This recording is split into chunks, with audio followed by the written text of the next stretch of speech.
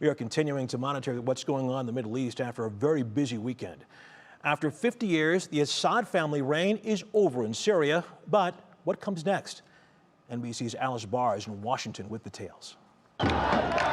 On the streets of Syria, jubilation at the toppling of the brutal, decades-long Assad regime.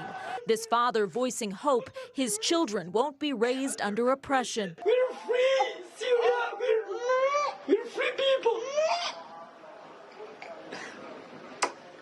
The ousted dictator Bashar al-Assad fleeing to Russia following a lightning advance by rebels that jolted Assad from power after a grinding 13-year civil war.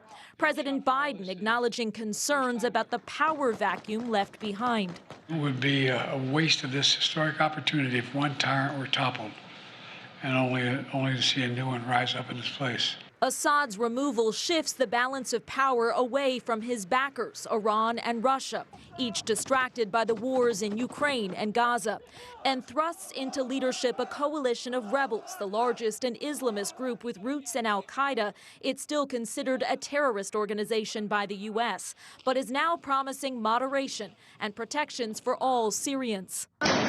Starting by freeing thousands of political prisoners kept and often tortured in horrific conditions. Among them could be an American journalist, Austin Tice, believed to have been captive in Syria for 12 years. We believe he's alive. We think we can get him back, but we have no direct evidence of that yet. His family has never given up. We are hopeful that in this chaos, the opportunity is created and that the right people will do the right thing and bring him home to us. Hope for one family and for an entire nation at a fragile moment of possibility. There are roughly 900 American troops in Syria who will remain largely to help prevent the terror organization ISIS from seizing power.